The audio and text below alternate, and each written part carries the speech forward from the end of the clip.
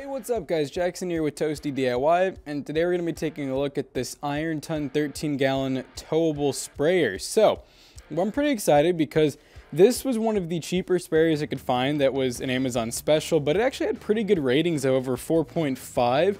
And really the only negative things I saw about it were people basically saying, for one, it could be hard to put together. So in this video, I'm going to show you guys how to put it together. And two, they were saying, like anything else with the little DC motor, that, it locks up. And that's just something that can happen if you, leave it outside to the elements like water and snow and ice, especially ice. You really want to make sure that you put something like this inside for the winter, because just like a pressure washer or anything else that holds water, if your area gets below freezing temperature, this is pretty much guaranteed to crack in multiple spots.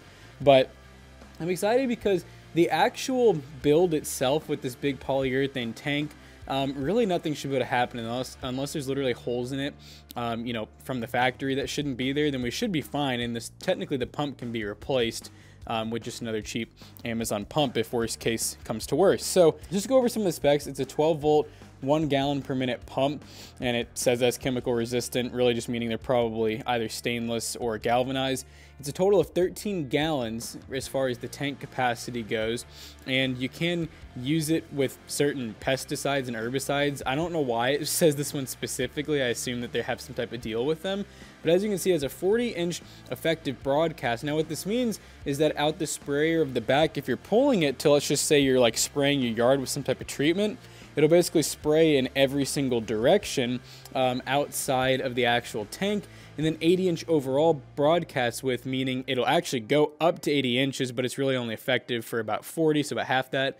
It has a 12-foot vertical spray and 20-foot horizontal spray with the actual gun that you get. Now, some of the nicer ones, you can actually get ones that have pretty high PSI. This one's probably going to be pretty low PSI. Just for, really, I'm going to be using this for like watering plants, and then sometimes I'll spray my fence line with like a grass killer. Here's where it tells everything that it comes with. So let's go ahead and open this up and get putting it together. All right, so before we start building, I just want to show you guys all the parts just in case you're missing anything and you're trying to match everything up. So the tank itself will come with quite a bit of the parts in it. We're also going to have our two tires. The tires are actually tube tires, so they do actually have an inner tube that does need to be inflated, and they do have internal bearings, so those actually come pre-greased, but you will need to grease those if you have this thing for years to come. Here is our sprayer, which will just be hose clamped on. It's very cheap. It's just plastic for the most part. The middle is probably like some type of really cheap aluminum, but hey, I mean, it seems like it'll work. This is the part that actually will attach to your mower or ATV to be towed. I believe these are going to be, part of the holders for your actual tires. We have the actual hose over there for the sprayer. This right here is part of like the broadcast system. Here's our actual pump, which has an inline switch. It has like a disconnect in two spots, which is nice. You hook it up to the battery. It has like a trickle charger style hookup where you can just disconnect it, and then an inline switch, which is a little cheap, but hey, no problem. Then here's all of the hardware that they included. Another little hose, our two big washers that'll go probably on the wheels, and that should be it. And then obviously the owner's manual. So I'm gonna go ahead and time lapse me putting this thing together.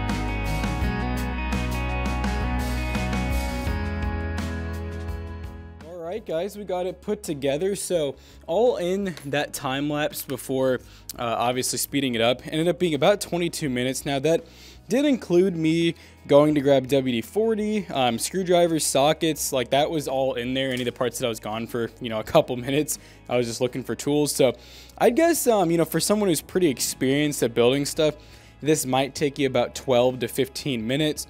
And if it's your first time building something like this, you know, it could take you upwards of like half an hour, but it's definitely not too bad. The instructions are actually pretty good. I actually accidentally skipped a page, and that's why you may have seen me putting this tube in when the pump was already on, and then I also put this on a little bit later. But in all honesty, these are just things that are kind of more amenities. Like this is a hose and your actual sprayer holder.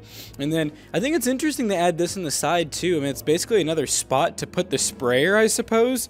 I'm not really sure why that's there. It could also be to have maybe a second, I guess you'd call it like sprayer or nozzle attachment in case you want to have two for whatever reason. I do remember seeing some of the nicer ones had that. They actually came with one for like pressure washing and then one for, you know, just spraying weeds and stuff like that. So we should be ready to go now. We just have to connect this to our quick disconnect and then attach that to our battery, and should be good to start testing it out. So what I'm going to do is I'm going to go ahead and bring, I have it's pretty old 88 John Deere mower, so that'll really put this thing to the test to see if it can work with even you know, an older alternator like that one has, because this is supposed to pull upwards of 3 amps, which I don't think should be a problem because the headlights don't work, and I imagine the headlights probably pulled close to that in all honesty. So yeah, I'm gonna go ahead and pull the mower around, and we'll get it hooked up. So what I'm doing is I gave the sprayer a little bit of pressure to hopefully get all the water through. That's one thing, is this pump it doesn't seem like it's the greatest at self-priming. Okay, so yeah, I mean, honestly, almost all these hose clamps are stripped out, and just so you guys know, I did not touch any of these. The only ones I even put on was this one, which also seems to be leaking. So yeah, probably getting some nicer stainless steel hose clamps would definitely be a good move. Another thing is, me personally, I probably am going to end up replacing these, like they're like a plastic or polyurethane, like a T connector, and then there's, I mean, this one here is not leaking, so I guess I'd leave this one because it's a little more complicated of a piece, but I'm sure you could easily find one. I just said it's not leaking, I saw a little drip from it, but you could definitely find one. I'm sure that's brass, so I'd probably replace, you know, brass or some type of galvanized with those. This seems to be holding up just fine, since it's really, there's no pressure behind it besides a little bit of vacuum. So anyways, you know what, it's just a small leak, so I'm not too worried about it. It does kind of suck because the pump keeps turning on and off, but I don't think we're really going to lose any pressure from it really. So let's go ahead and test it like we said. All right, so first I'm going to test out the broadcast sprayer, and I'm doing it on the driveway so you guys can actually see like the spread. So we're just going to go ahead and crack this valve open.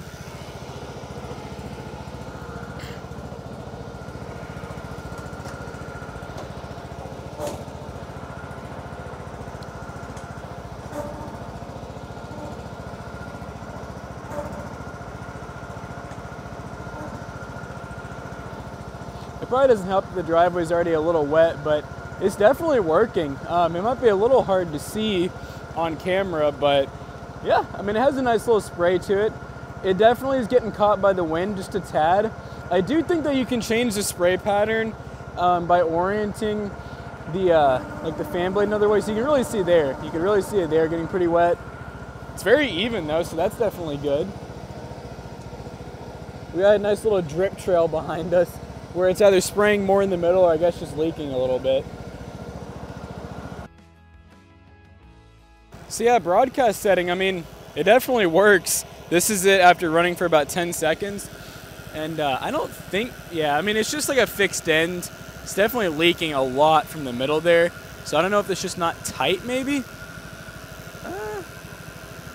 I can't really tighten it much more by hand. I mean, that helped a little bit, but yeah, definitely works. Just like I said, really the biggest thing is, you know, you're gonna sacrifice a little bit with these connectors being like a plastic like they are. So as you can see, as soon as I turned it off, the pump turned off, so that's definitely nice. We're still having a leak here, and you know, it's not just gonna go away really. So definitely, you know, maybe look at getting some brass fittings. Let's go ahead and test this guy out now. So we turned off the broadcaster. I don't really think you could run both these at once. I don't really think you have enough pressure. I mean, theoretically, I'm sure you could get a little bit, but probably not much.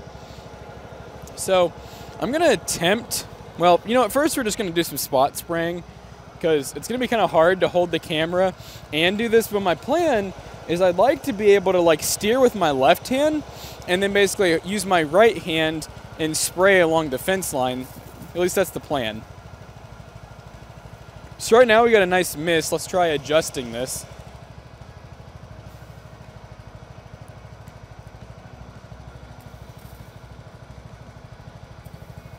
There we go. So that's not a bad spray at all. I mean, it definitely has some pressure behind it. You're obviously not going to be using it for pressure washer or anything, or for pressure washing, but I mean, hey, it's definitely not bad. You could use it for some spot cleaning, I guess, theoretically. See if it'll go any higher.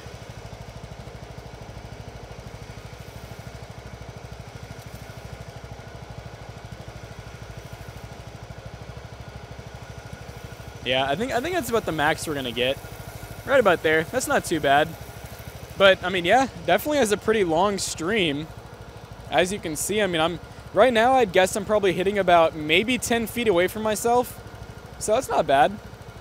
I mean, I'm not gonna be spraying that far anyways. Like I said, my plan is to be on the side of my mower.